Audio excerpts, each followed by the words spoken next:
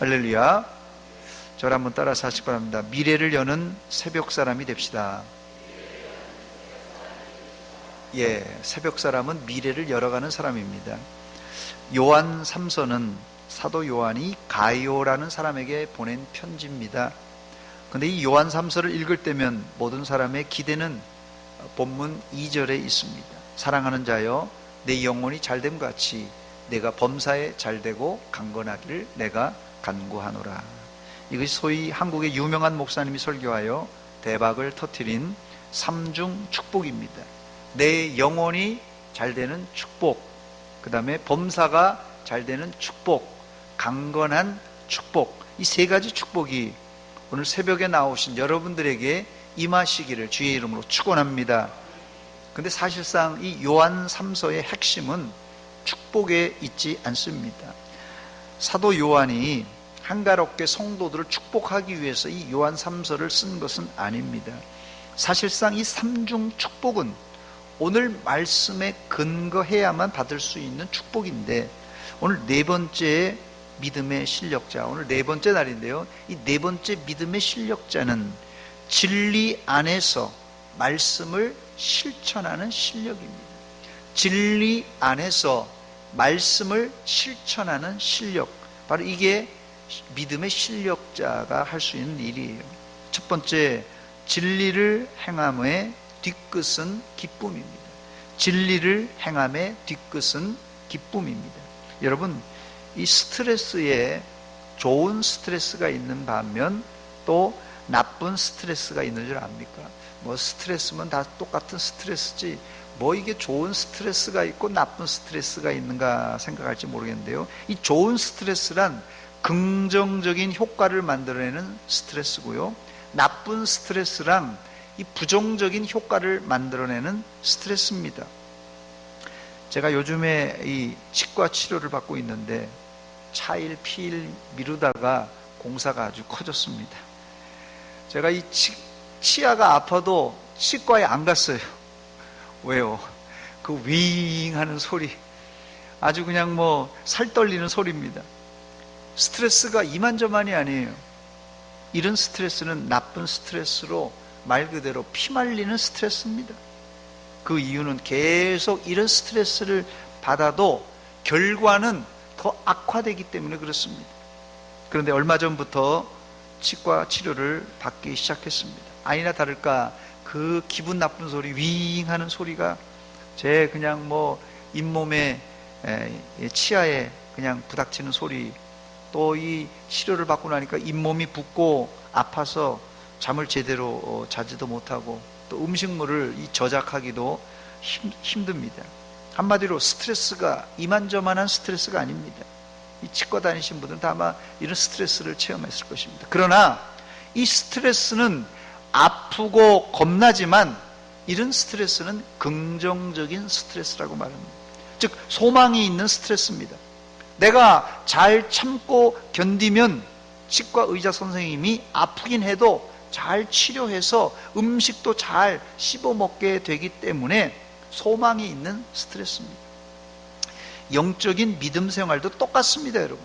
진리의 말씀을 지키는 것은 여기 있는 목사도, 여기 장로님들도, 권사님들도, 집사님들도, 중직자들도 힘들어요.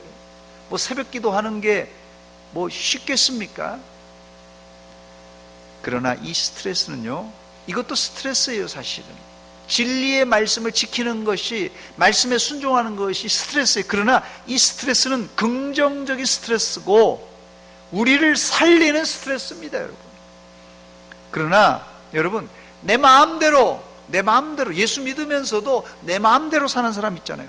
야, 저 사람은 참 자유롭게 산다, 재미있게 산다, 즐겁게 산다, 이런 것 같지만 이런 사람 마음속에는 주일을 한 번 범하고 두 번 범하고 밖에 나가서 놀고 있어도 마음 한편에는 찜찜한 것입니다.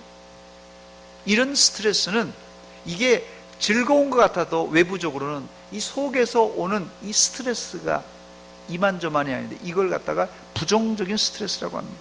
왜냐하면 이런 스트레스는 계속 받으면 발전이 없고 가면 갈수록 이 죄로 말미암아서 우리의 영혼과 육체가 실패하게 되기 때문에 그렇습니다. 새벽기도, 말씀 읽고 순종하는 것, 교회 봉사하는 것, 전도하는 것 등등, 한마디로 이게 스트레스입니다. 힘든 스트레스예요.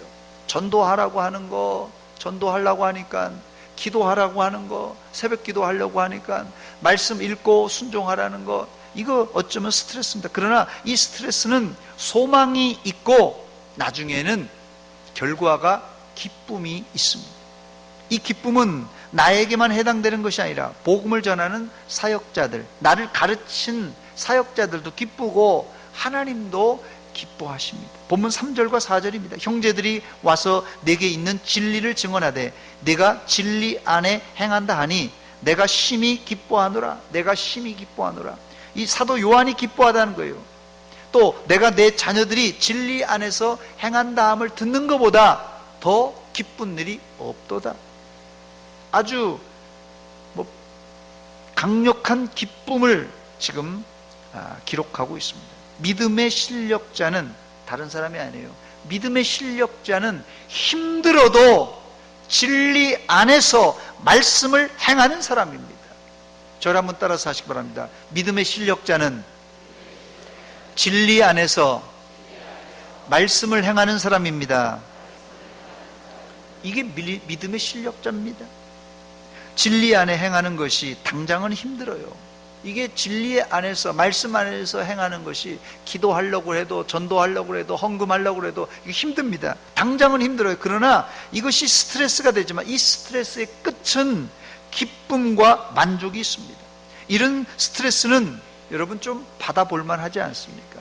지금 당장 힘들더라도 이런 스트레스는 좀 받아볼만 하지 않습니까?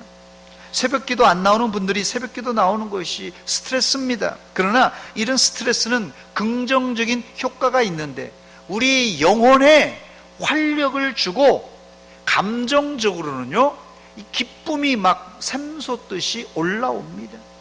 이런 스트레스는 받으면 받을수록 우리의 영혼이 건강해져요. 건강해져요. 그래서 혹시라도 여러분 마음속에 기쁨이 없다 하시는 분들은 사실은 스트레스가 되는 영적 스트레스를 좀 받으세요. 영적 스트레스를 받으면 나중에는 나도 알지 못하는 그 기쁨이 그냥 밑에서부터 막 용솟듯이 샘솟듯이 흘러나옵니다. 두 번째, 그렇다면 이 요한 사도가 말하는 진리 안에서 행했다는 말은 구체적으로 무엇입니까? 이 본문에서 말하는 진리 안에서 행했다는 말은 구체적으로 나그네 대접입니다. 지금은 이 나그네라는 개념이 없어진 상태라서 이해하기가 쉽지 않은데 이 본문의 나그네라는 뜻은 굉장히 좁은 의미입니다. 예수 믿는다는 한 가지 이유 때문에 자신의 고향과 정든 집을 떠나서 떠돌아다니며 복음을 전하는 사람을 여기 이 좁은 정의인데 나그네라 이렇게 요한 사도가 기록해 놓았습니다. 요즘 시대로 말하자면 신앙의 이유 때문에 북한을 탈출해서 탈북한 탈북자라고 생각하면 쉬울 것입니다. 그런데 이들 나그네 대접은 여러분 돈만으로는 안 됩니다. 나그네 대접 물질이 많다고 돈 많다고 부잣집이 잘 대접할 것 같아요? 절대 그렇지 않습니다. 물질도 있어야 되겠지만은 이 친절이라는 성품으로 나그네는 대접하는 것입니다. 그래야 진리 안에서 행하는 접대가 될 수 있습니다. 본문 5절입니다. 사랑하는 자여 내가 무엇이든지 형제 곧 나그네 된 자들에게 행하는 것은 신실한 일이니 그랬어요. 이들은 당시 2000년 전에 사실 2000년 전 생각해 보세요. 우리나라 사실 60년대 50년대도 보릿고개가 있었는데 2000년 전에 농업기술이 발달했겠어요? 상업기술이 발달했겠어요? 3차, 4차 산업이 발달했겠어요? 왕족이나 귀족 빼고는 다 굶주렸습니다, 여러분. 다 먹을 것이 없는 상태였어요. 자기도 먹을 것이 없었지만 나그네를 극진히 대접했습니다. 그런데 이 대접은 어떻게 했냐면요, 아주 은밀하고 조용하게 나그네를 대접했어요. 그런데 이런 일이 세상에 어떻게 알려진 것입니까? 어떻게 은밀하게 조용하게 이 나그네를 대접했는데 어떻게 이것이 세상에 알려지게 됩니까? 대접을 받은 나그네들이 교회 앞에서, 교회 공동체 앞에서 자신이 받은 사랑을 증언했기 때문에 그렇습니다. 여기서 아주 중요한 말을 우리가 알게 되는데요. 우리가 베푼 이 친절, 우리가 상대방을 향하여 친절을 베풀면 이 상대방은 그 친절을 받고 사랑이라 읽습니다. 그래서 우리가 친절하게 행동하면 저쪽에서는 날 사랑하는구나, 사랑의 행동으로 안다는 것이에요. 그래서 사랑이 많은 사람은 다른 사람이 아니에요. 여러분 한번 생각해 보세요. 누가 사랑이 많습니까? 교회 안에서, 가정 안에서, 직장에서 누가 사랑이 많아요? 그건 나에게 친절을 베푸는 사람이에요. 저 사람은 나에게 친절을 베푸는데 나는 그것을 사랑이라 읽는다는 소리입니다. 본문 6절입니다. 그들이 교회 앞에서 너의 사랑을, 친절을 받고는 사랑이라고 증언하고 있어요. 너희 사랑을 증언하였느니라. 네가 하나님께 합당하게 그들을 전송하면 좋으리로다 그랬습니다.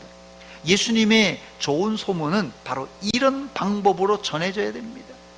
요즘 이 지역의 맛집들이 이 스마트폰만 키면은 딱 대전 맛집, 뭐 어디 맛집 다 뜹니다.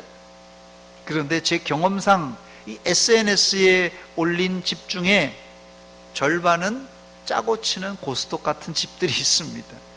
예전에 맛집, 예전에도 맛집이 있었죠. 예전에 맛집들은 이 손님들이 직접 먹어보고 오랜 시간 입소문으로 널리 알려진 집, 이게 소문난 집, 맛집이었어요.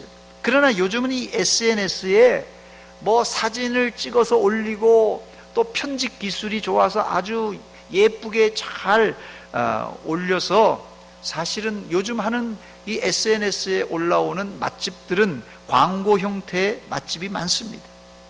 예수 믿는 사람들의 믿음의 소문이 이 SNS에 나오는 보여주기식 광고가 되면 안 됩니다. 우리의 예수 믿는다는 사람들의 소문은 아름다운 미담으로 입에서 입으로 전달되어야 진짜 백이 좋은 소문입니다. 야, 대전 서문교회 교인들 친절하더라. 친절이 그들에게는 뭐라고 느낀다고요? 사랑으로 느껴지는 거예요. 저는 믿음의 실력자라면 이런 은밀한 미담을 만들어낼 수 있는 사람이어야만 된다고 생각합니다. 본문의 나그네는 전혀 사례비를 받지 못하고 자비량으로 다녔기 때문에 지금의 노숙자보다도 더 형편없는 어려운 상황이었어요. 본문 7절입니다. 이는 그들이 주의 이름을 위하여 나가서 이방인에게 아무것도 받지 아니함이라. 이들은 이방인에게 복음을 전하고 대가를 전혀 받지 않았습니다. 그러므로 요한 사도는 이런 복음을 전하는 자들을 잘 접대하라고 했습니다. 본문 8절입니다. 그러므로 우리가 이 같은 자들을 영접하는 것이 마땅하니 이는 우리로 진리를 위하여 함께 일하는 자가 되게 하려 함이라 그랬어요. 즉 나그네를 영접하면 우리도 역시 나그네가 진리를, 복음을 전하는 사람이기 때문에 우리도 역시 진리를 위해 함께 일하는 자가 된다는 말씀입니다. 이제 말씀을 맺습니다. 요한 사도가 이 가이오에게 사랑하는 자여 내 영혼이 잘됨같이 내가 범사에 잘되고 강건하기를 내가 간구하노라, 그런 말씀을 했는데 이 축복, 이 삼중 축복은 곧바로 이어지는 진리 안에서 말씀을 실천할 때 받게 됩니다. 사실 예수님 밖에서, 교회 밖에서 사는 사람들도 물질의 축복 받는 사람 많죠. 또 건강의 축복을 받는 사람도 많죠. 예수 안 믿는 사람 중에도. 그러나 이 제일 먼저 나오는 내 영혼이 잘 되는 축복은 이 물질과 건강으로 메울 수 없는 축복입니다. 이 축복은 진리이신 예수님 안에서 은밀하게 나그네를 접대하며 복음 전파에 직간접적으로 수고하는 자에게 주는 하나님의 축복입니다. 우리는 믿음의 실력자란 주제로 새벽 기도회를 진행하고 있는데 오늘 네 번째 날 믿음의 실력은 다른 것이 아닙니다. 진리 안에서 나그네를 은밀하게 접대하는 행동, 이게 믿음의 실력자의 행동입니다. 꼭 나그네 접대가 아니더라도 믿음의 실력자는 힘들어도 어떻게 해요? 진리 안에서 말씀을 행하는 사람입니다. 믿음의 실력자는 이게 단서 조항이 있어요. 힘들어도가 들어가요. 이게 스트레스입니다. 근데 이게 좋은 스트레스라고 했죠. 힘들어도 진리 안에서 말씀을 행하는 사람입니다. 오늘 하루도 여러분 진리 안에서 힘들어도 말씀을 실천하는 자들이 되시길 주의 이름으로 축원합니다. 우리 찬송가 546장입니다. 546장 주님 약속하신 말씀 위에서 우리 찬송 부르고 기도하겠습니다. 546장 같이 부르겠습니다.